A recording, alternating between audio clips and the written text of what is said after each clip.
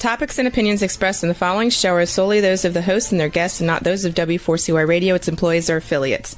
We make no recommendations or endorsements for radio show programs, services, or products mentioned on air or on our web. No liability, explicit or implied, shall be extended to W4CY Radio or its employees or affiliates. Any questions or comments should be directed to those show hosts. Thank you for choosing W4CY Radio.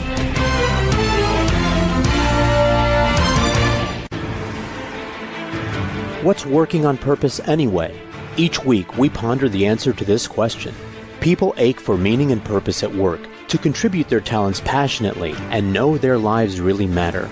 They crave being part of an organization that inspires them and helps them grow into realizing their highest potential. Business can be such a force for good in the world, elevating humanity. In our program, we provide guidance and inspiration to help usher in this world we all want, working on purpose. Now, here's your host, Dr. Elise Cortez.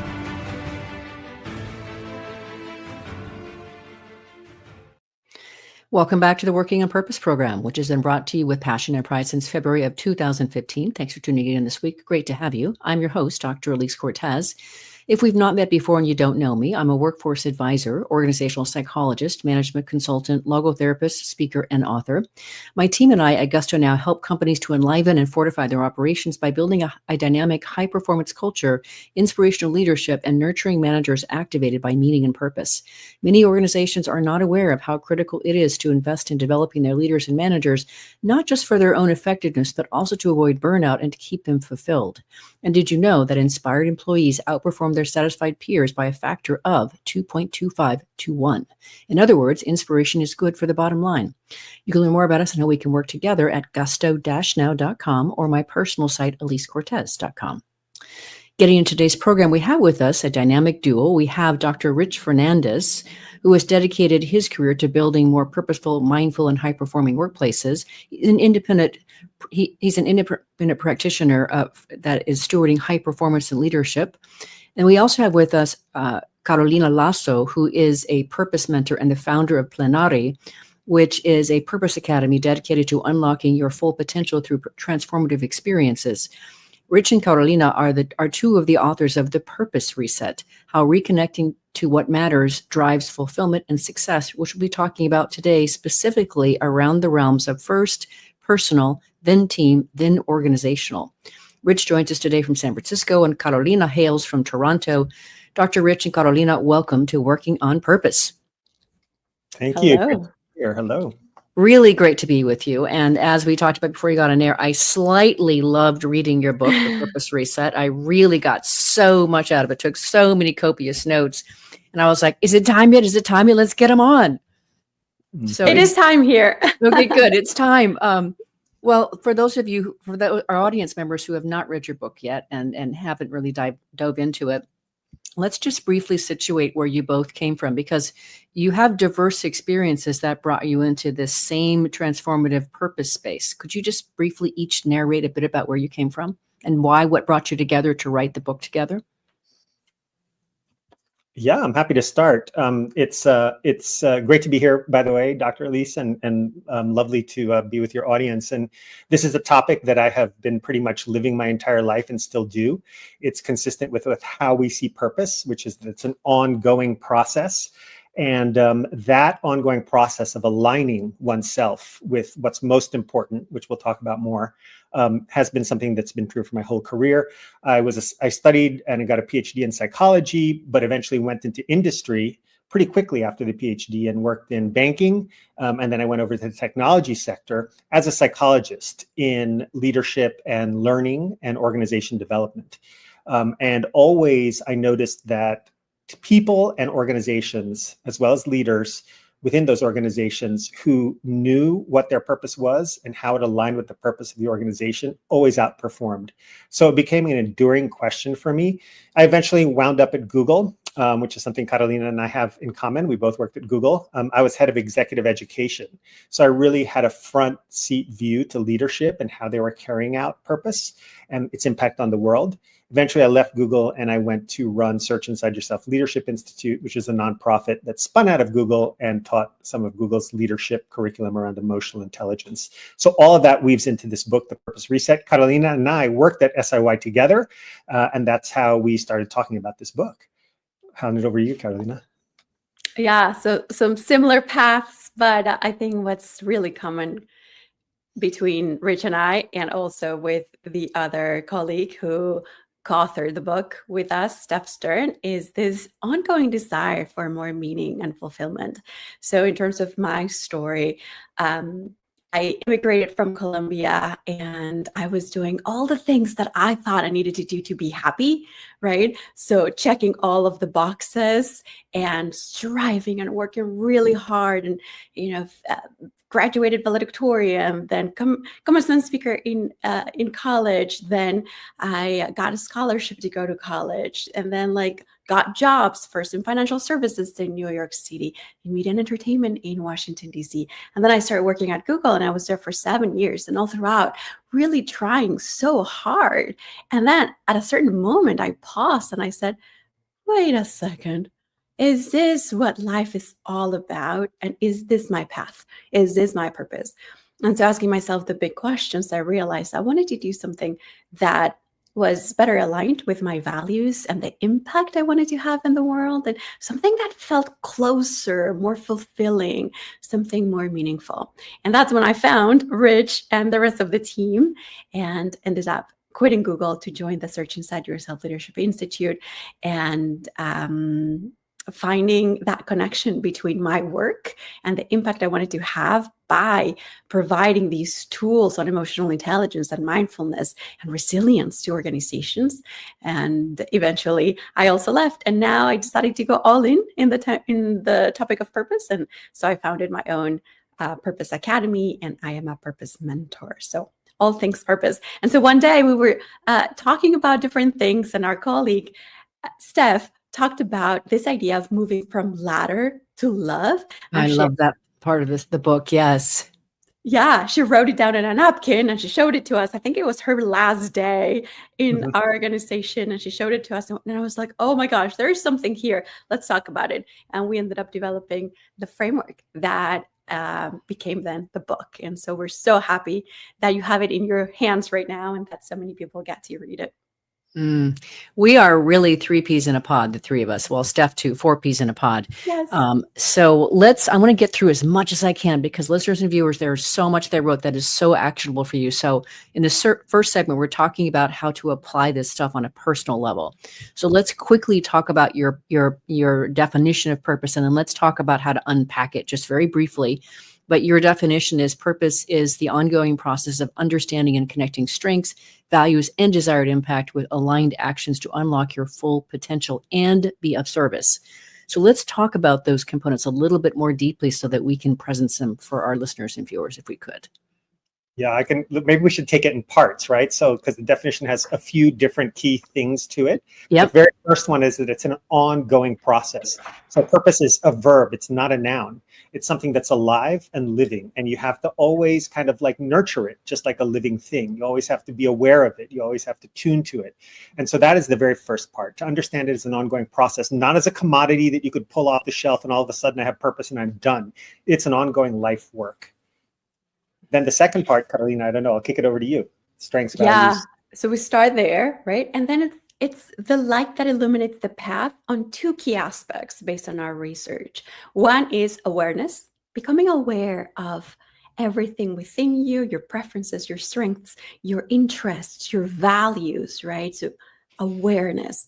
And the second one is aligned action, because you can be aware about a lot of different things, but if you don't take action, you won't have the opportunity to receive real-time feedback and really continue to align within that path, within that journey.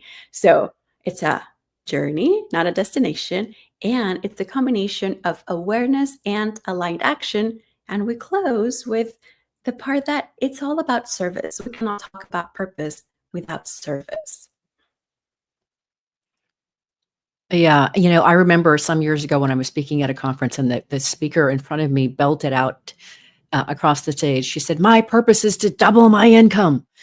And I just cringed. I was like, that is not purpose. That's just a really fantastic goal. Don't, conflate these things. Yeah, absolutely. Because also it comes from an internal place. We talked about strengths, and values and desired impact. And we all have strengths. We all have values, and we all want to have some sort of impact, even if it's small, if it's close, if it's out there in the world. We all have that. And so it's important to bring that forward, and you add all that together, and it equals service. You serve someone.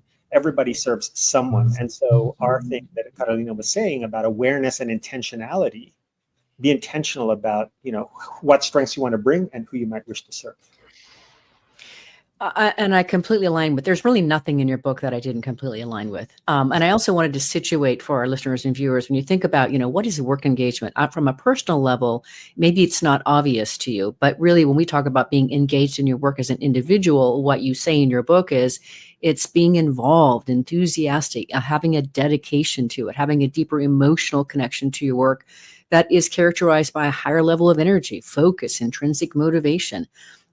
You're not just passively completing tasks, you're actively invested in the work and its end result. And when you situate that, listeners and viewers, imagine, have you felt like that? Are you in a job like that? Maybe, maybe not. Well, actually, if you live in the United States, the chances that you are in that kind of a place are about 30%. Mm-hmm.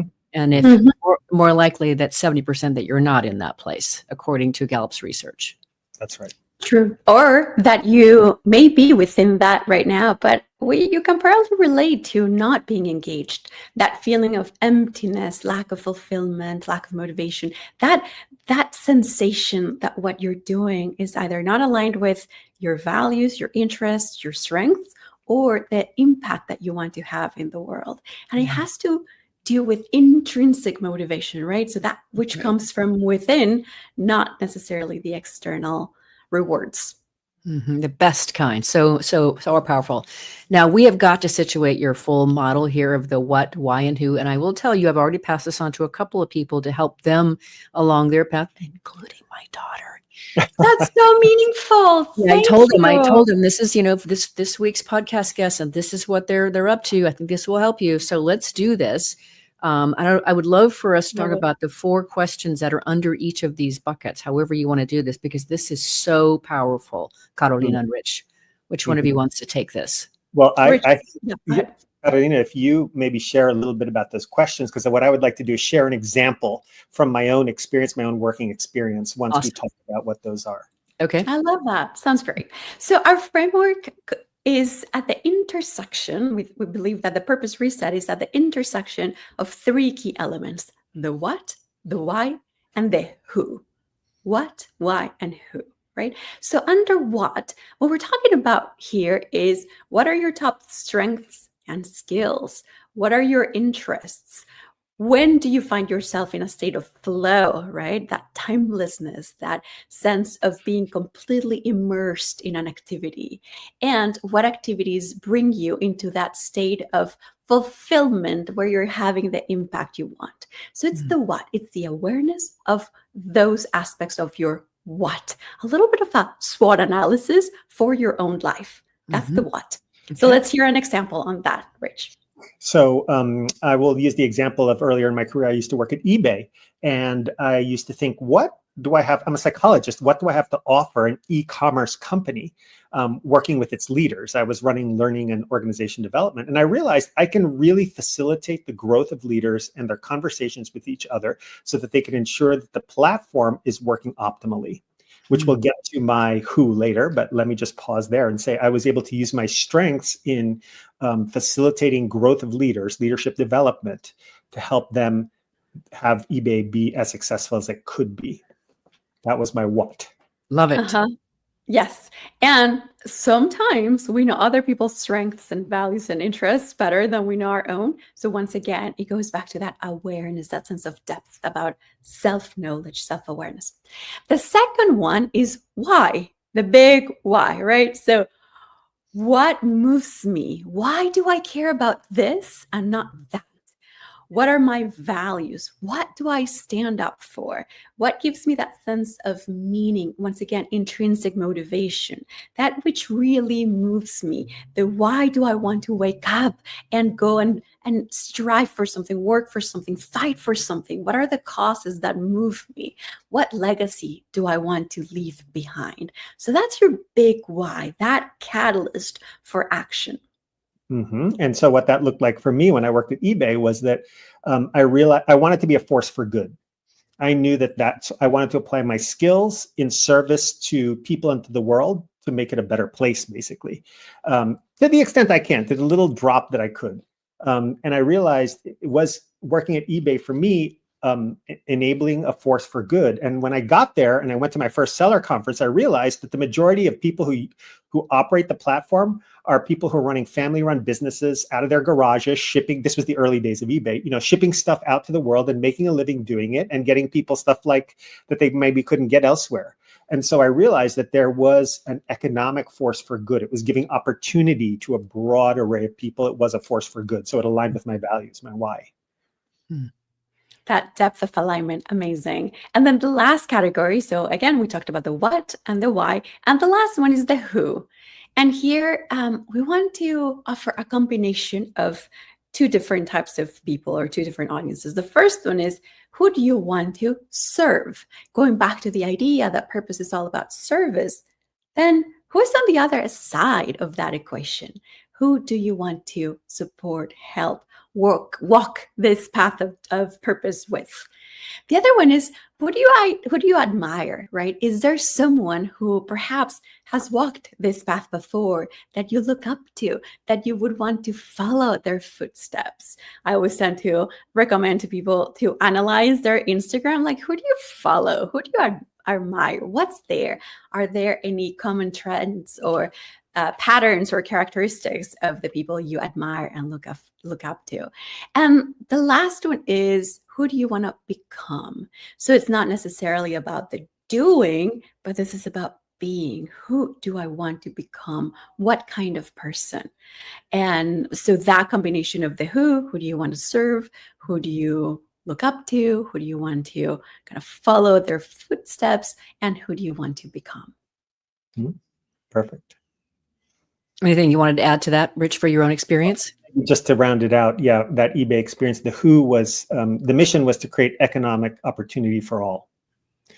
And so, that's who I wanted to serve, and who I wanted to become in doing that was, again, like that catalyst, somebody who can help the people who had the technical skills to enable that in the world.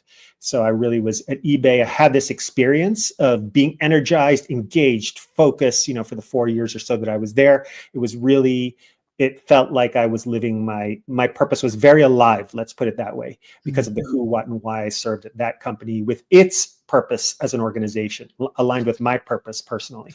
And this is so powerful. This is going to help our listeners and viewers, I think, really get better connected, because otherwise purpose is so abstract for a lot of people. So this is amazing. Let's let our listeners and viewers just reflect on what you've just shared here, because it's powerful. And we'll take our first break. I'm your host, Dr. Elise Cortez. We've been on the air with Dr. Rich Fernandez, who is an independent practitioner of high performance and leadership coaching. And we also have with us Carolina Lasso, who is a purpose mentor and the founder of Plenari. We've been talking a bit about how we can start to really apply how to bring purpose into our personal lives. Now, after the break, we're going to talk about how to create it and live it in our teams. We'll be right back.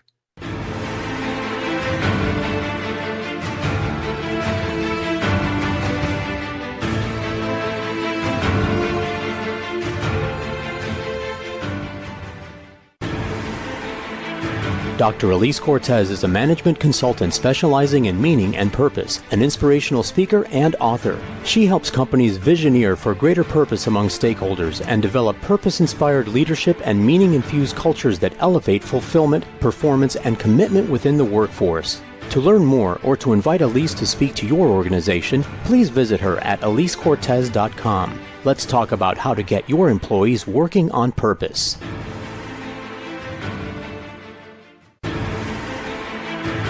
This is Working on Purpose with Dr. Elise Cortez. To reach our program today or to open a conversation with Elise, send an email to Elise, A-L-I-S-E, at elisecortez.com. Now, back to Working on Purpose.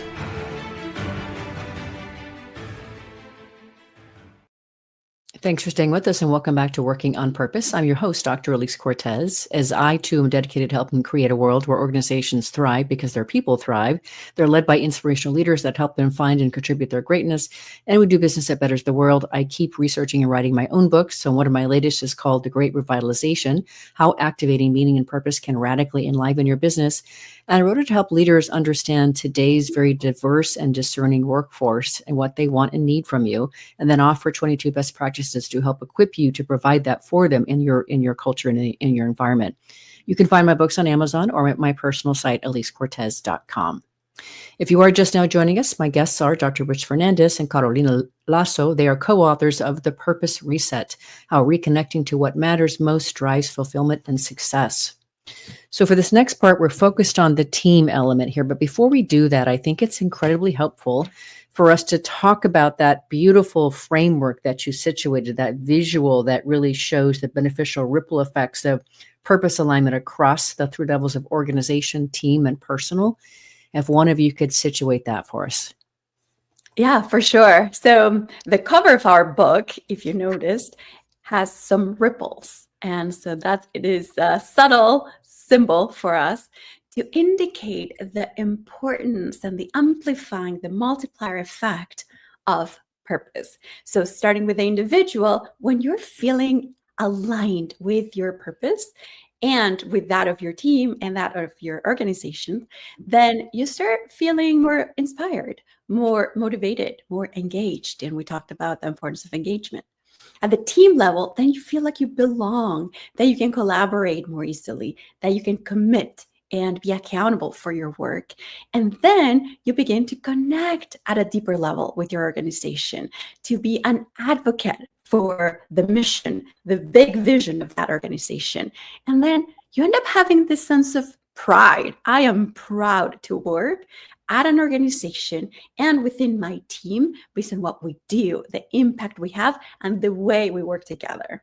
So that's the visual we have and how it takes you from individual to team to organization. And I think we can all feel it in our bodies, right? Like we know when we're proud of something, we're proud of being part of a movement, a company, a culture. And I think we also know when we're not that proud, when we're not that inspired by the work we do. I just think that is so crisp and tight. I really applaud how you've created that. It's just, and it captures so much of what I have certainly understood internally over all these years of investigating and working with purpose too. But that is just tight. And the listeners and viewers, if you, whatever level you're looking at this, as an individual, as a team member, or if you are a leader or an owner of an organization, just think about what you could do with your organization if you were aligned like this.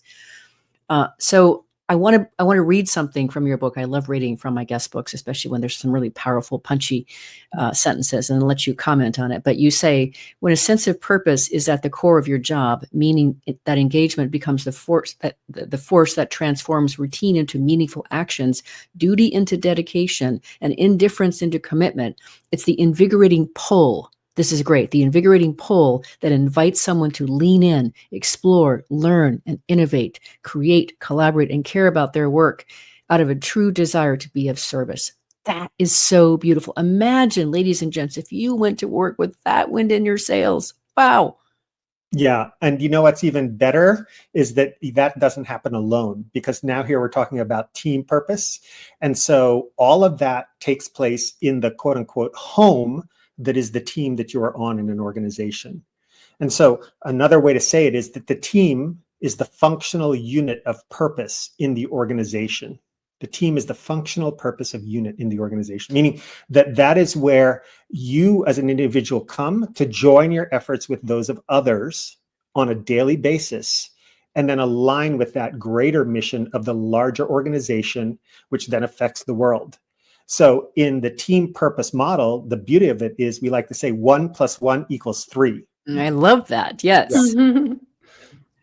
Yeah, I love that. And I also appreciate a couple things that I thought that were so important to bring out here, especially since I've had guests on talking about the importance of belonging. But you even go so far as to say that belonging to a team, especially if you're up to things like that together, can be a big source of purpose. For sure. And not only is it motivating for the participants, the team members of, let's say, that intact team, but it also becomes magnetic. And Yeah. we've seen that, right? And so you start attracting, whether it's clients or partners or other teams within the organization, you start becoming magnetic because you have Right. that clarity of vision, that clarity of meaning, and that extra energy, right? We talk about that invigorating energy that you truly care about what you do. And so that grows the community, grows the, I like to call it movement, right? It becomes a movement when you have that sense of purpose. Yeah, belonging really unlocks psychological safety and trust. Right. And so that's we often teach this model at Search Inside Yourself called the BITS model, which is belonging leads to inclusion, which leads to trust, which leads to an overall feeling of safety. I trust you. I feel safe here. I can bring my best ideas. I can experiment. I could fail and learn. And basically, that's the formula for innovation. So, and the very first component of it is belonging, and it happens in teams, and you can weave it into your teams intentionally as part of the team's purpose. So that's why it's in the book. And Rich, do you remember while we were at Google, there was this big study done by the People Ops team. So People Ops is the HR, the name of the HR team within Google. And they did this research called Project Aristotle. Maybe some people have heard about it, where they analyzed about 250 teams within Google with this magnifying glass, trying to understand what are the drivers of high-performing teams? What are the drivers of those teams that really hit it out of the stadium? And what they found was that indeed, that psychological safety was at the top, but then in addition to that, other drivers included impact, having clarity on the type of impact you're having, which is linked to meaning, and also clarity and structure, right? So when you have purpose, you have that sense of direction, clarity, and then also the impact, the meaning side. So that really can catalyze and elevate teams working together. And listeners and viewers, if you are not finding this hopelessly yummy, I don't know what to do. This is just so good.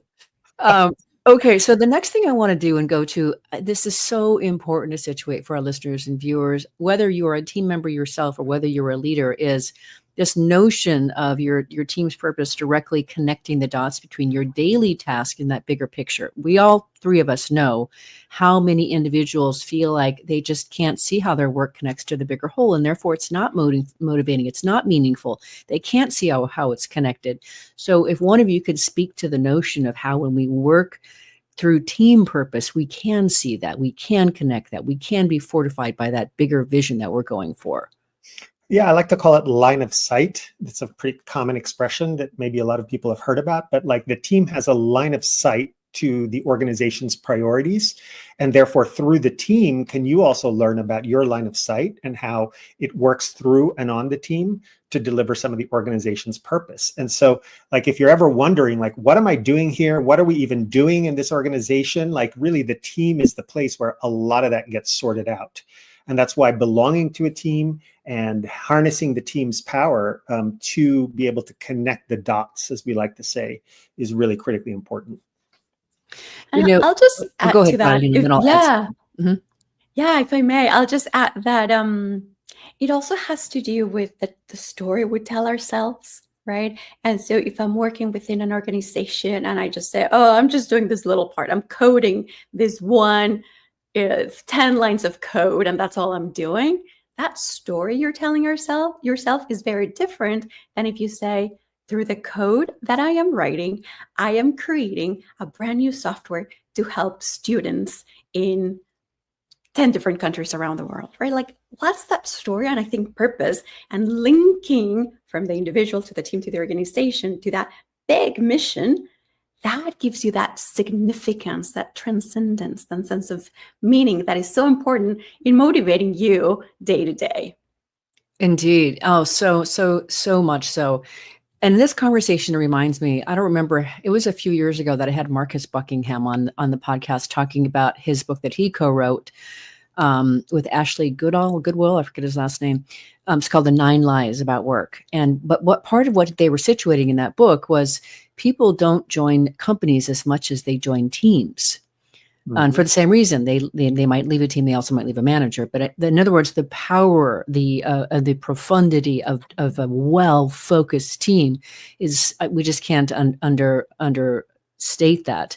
And then to go on to illustrate that further is one of the other things you talk about in your book is you say purpose aligns team members toward a common goal, which fosters what a concept: clarity, effective decision-making, and collaboration. We know where we're supposed to row the boat. We don't actually need somebody here immediately every day in and day out to be able to show us, because we know together what our purpose is in alignment with the organization. That is so powerful when you think about how that directs team efforts, how it directs effectiveness, high performance. All of us are interested in high performance. Yes. So you want to comment on that? Absolutely. And, I said this earlier, but it's because the team is something like your home in the organization, right? Yeah. And so the qualitative experience you have on your team, the feeling of it, the connection that you sense there, the relationships that you have on the team brings all of that, the alignment, the priorities, your specific role, the team's deliverables. It brings it all alive, but at a very human level. And so it's where you can go to sort of say, this is hard.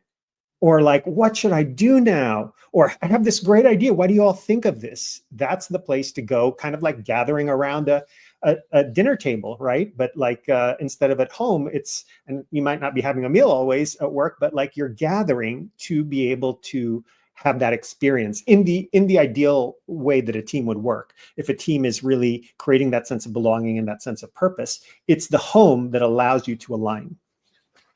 But what's interesting is that completely agree with you, Rich, there. And teams are not doing it. It's very rare to find a team, an intact team, that actually has an explicit, a written purpose statement. We have it for organizations, right? And sometimes it's just like copy on a website that's forgotten. So we'll talk about that next. But for teams, it's kind of rare to sit down and say, why do we exist as a team? Yeah. What are we supposed to be doing? What's our purpose? What are our deliverables? And oftentimes it's just linked to outcomes from the business, but not the bigger purpose. And so one of the invitations we have in the book is for teams to sit down and together go create a purpose statement. That is a perfect way to send us on to our break so our listeners and viewers can kind of contemplate that and noodle that over. I'm your host, Dr. Elise Cortez. We're on the air with Dr. Rich Fernandez, who is an independent practitioner of high performance and leadership coaching. We also have Carolina Lasso, who is a purpose mentor and the founder of Planari. We've been talking about their book, The Purpose Reset. So we've been talking specifically about how to apply this in teams. In this segment, after the break, we're going to talk about how to bring it into the organizational overall level. We'll be right back.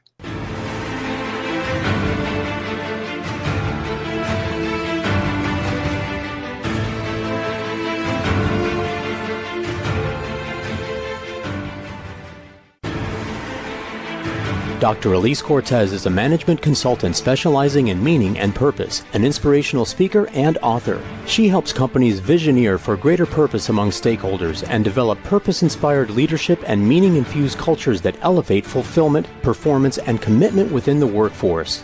To learn more or to invite Elise to speak to your organization, please visit her at elisecortez.com. Let's talk about how to get your employees working on purpose.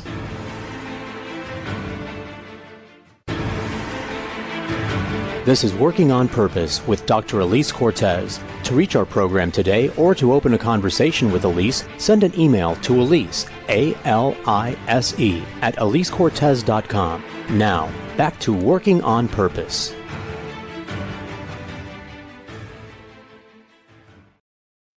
Thanks for staying with us and welcome back to Working on Purpose. I'm your host, Dr. Elise Cortez. As you know by now, my program is dedicated to empowering and inspiring you along your journey to realize more of your potential. If you want to learn more about how we can work together and learn about the Gusto Now Academy for leaders and individuals on various journeys alike, make your way to gusto-now.com and then navigate to the training tab to find the Academy. Love to have you join us. If you are just joining us, my guests are Dr. Rich Fernandez and Carolina Lasso. They are co-authors of The Purpose Reset, How Reconnecting to What Matters Most Drives Fulfillment and Success. So for this last segment, we will focus on the organizational level here. And I just wanted to situate to start here. I mean, I just think there's so many incredibly compelling ROI reasons, and whether you're the CFO or whatever, this stuff ought to speak to you. But let's talk about some of the reasons, the economic factors that validate the importance of a purpose reset for business. There's at least 3 that you talk about in as the chapters go on. Could you talk about those?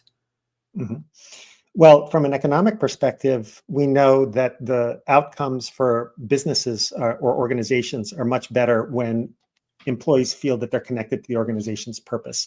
Employees are 79% more motivated and 33% less likely to leave, for example, according to some of the research. And then there's also the fact that innovation is often unlocked at a much higher level when employees feel that they're connected to the purpose. So it makes good business sense, just from a pure numbers perspective, to have clarity on what the organization's purpose is and make it such that it is very alive for the people who are in the organization. And it makes sense, right? Because when you truly care about your impact, when you truly care about that which you're creating and your team, and there is that sense of belonging we were just talking about, you're more likely to innovate. You're more likely to just express your creativity, that sense of creating something new. You are more engaged, as we talked about, and you collaborate better, right? So there is that sense of direction, clarity, collaboration, belonging, innovation, risk-taking, and resilience. There is a very strong link between purpose and resilience, because of course, when you care about something, you're more likely to stand up again after an obstacle, to try again, to just have that determination to keep on trying despite any setbacks along the path. So it makes sense that organizations have greater return, have better economics just from that angle alone. But you know what? It also makes sense from a human perspective, because we want to have our employees, our team members feel seen, feel heard. We want their strengths to be well utilized. We want alignment with their values. We want them to care and enjoy what they're doing. So it makes sense from so many different perspectives. Mm-hmm. And there's one more thing that you talk about in your book that I completely align with as well when it comes to the economic benefits of really operating from purpose, and that speaks to the idea of service. So when the team members are really so aware and they're living the purpose of the organization, they want to better serve whoever the customer is. And that's where we see a lot of innovation happen, because they're so riveted and so understand and care about that customer because they feel cared for. That's also where we see the innovation. And I want to really celebrate that, because, we all talk about emotional intelligence and such. But I think that gets overlooked when we talk about why innovation can be so organic. It's partly a result of being so riveted on being of service. Yeah, exactly. It's a motivating and innovating factor in the organization, because you are having an impact that is connected with your core strengths and the things you have to offer to the world. I was reading a fun book called Big Magic by Elizabeth Gilbert, and she talks about creative living as offering your internal gifts outwardly in the world. And having a clear purpose unlocks that capacity for yourself to be a channel for what you want to offer through your organization to impact the world. Sounds great to me. Mm-hmm. Okay, so Carolina, you mentioned something earlier about having, purpose statements, purpose, mission, vision, value statements, and how for a lot of organizations, they might be situated somewhere on a wall that somebody would try to go and, go read from, but it's not in their hearts, or it's on the website someplace. And I know this too, because it's part of the work that I do.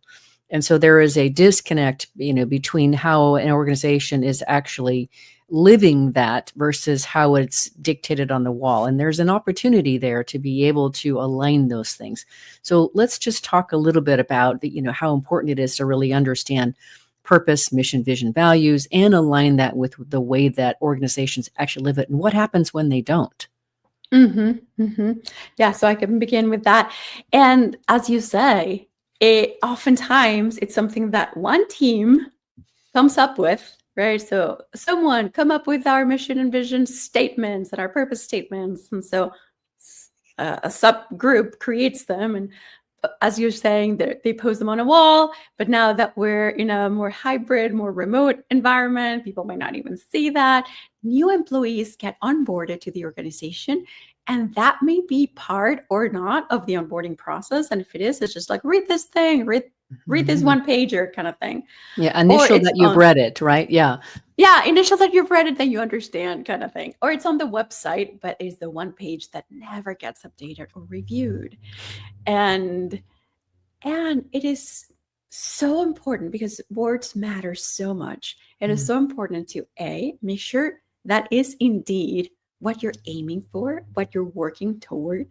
2, that it's clear. May I just say that some vision and mission statements are so convoluted and like, what do we truly mean by this, right? So unclear.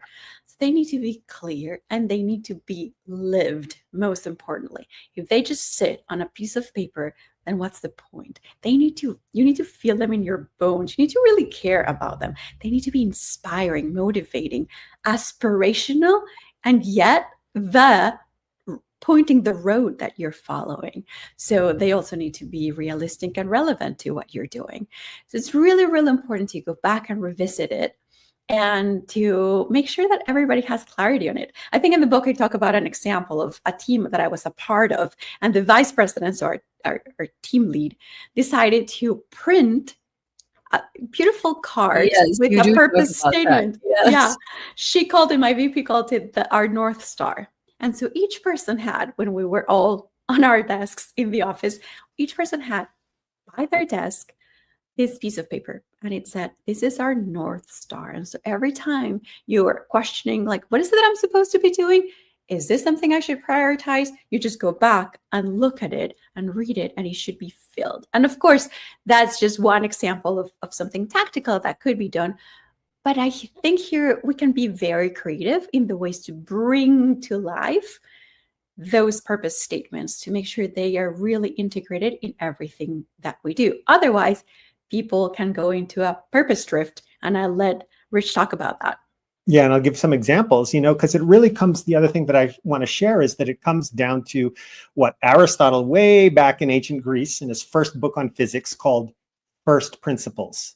So purpose is a first principle. We have this in the book, meaning the core or foundational concept upon which every other concept is built. That's what a first principle is. And purpose for an organization is a first principle, right? And so let me give you an example, like a great example of, and I like to give example and non-example, as I like to call it, right? So like at one point in time, Boeing was known for engineering excellence. That was its purpose in the world, to deliver engineering excellence. Somewhere along the way, it experienced what we call a purpose drift, which is it got away from its first principles. It got away from that concept of engineering excellence is what we are based on. It happened around the time of their merger with McDonnell Douglas, which was focused very much on cost cutting and efficiency. Right. So that became a priority. As a result of that, for example, the headquarters moved from Seattle to the Chicago area, but manufacturing and production was still in Seattle, and they were disconnected, and quality assurance fell off. And we know what's happened. Numerous accidents all the way through this very year, but also previous years with Lion Air and Ethiopia and airlines that were Boeing planes, because quality suffered. Here in the United States, a window blew out on an Alaska flight, right? Boeing plane, because they lost sight of their first principles. But a good example of a purpose reset that draws on the first principle of purpose is CVS Caremark, right? Where they, at a certain point, decided to stop selling tobacco products. That cost them $2 billion a year in revenue. But what they understood was, because they were there, their first principles were the health and well-being of people. Yep. They decided that was inconsistent with it. They weren't going to drift from their purpose. And instead, they were going to double down and provide consultation services through their pharmacies, and eventually work with insurance companies to the point where they acquired one, which was Aetna. And they actually drastically increased their revenue, since taking that move. So in a certain way, making a decision to forego some revenue, to stay true to your first principles and your purpose, actually clarified their focus and helped them expand. So they had to decide to stop doing something in order to remain on purpose and true to their first principles. So two good examples out there of organizations that really tried to keep purpose alive. Remember way back in the beginning of this conversation, it's an ongoing process. Oh, we've been selling tobacco products. Is that consistent with our purpose? Are we still delivering engineering excellence? Wasn't that our original purpose, right? So the ongoing process of building that awareness and then aligning your actions to deliver it. That's how we've always defined purpose as a verb. So excellent to bring that home, Rich. I want to see if we can get in two more things really quick because we're close to time here. I do want to situate the importance of also enrolling external stakeholders in this whole purpose quest. And that means, your customers, your investors, regulators, anybody who can influence the success or failure of the organization. I do something called, purpose visioneering to bring those parties together to be able to line over that. But I think a lot of organizations are not considering those other parties when it comes to their purpose process. If you could just speak very briefly to that, and then I have one more question before we go. Mm-hmm. Yeah, and if you think about a brand's purpose, that's actually a beautiful process for a brand to understand what it stands for and how does that have an impact on all of those external stakeholders. So a big one that we can highlight right now is customers, consumers. People buy the brand because of the impact it's going to have on the planet, on the world, societies, not just for the product or service itself, right? And we've seen so many examples of that. We talk about many examples of that in the book.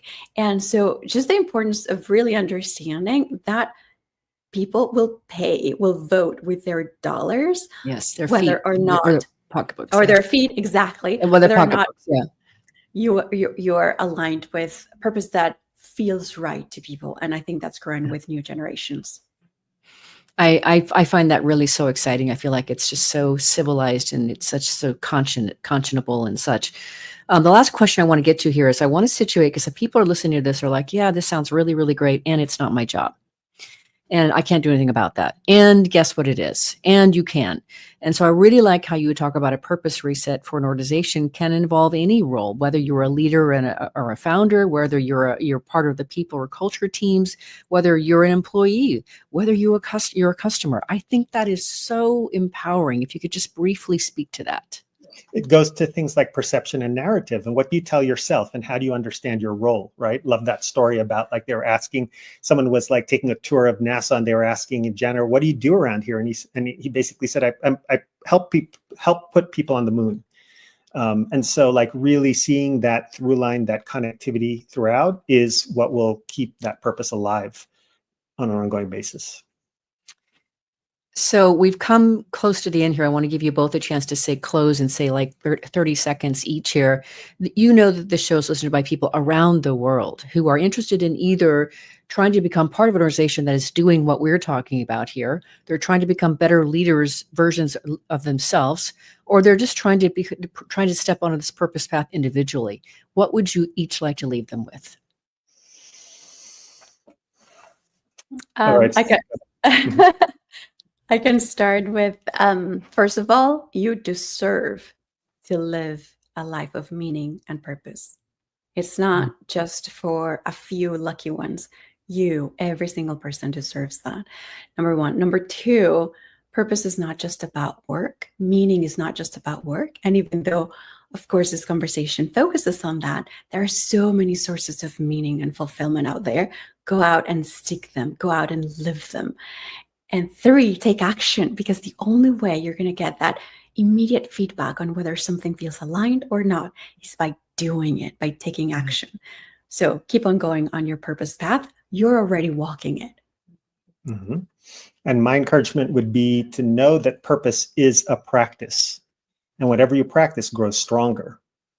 So there are ways you can practice developing clarity about purpose and aligning your everyday actions and behaviors towards that awareness.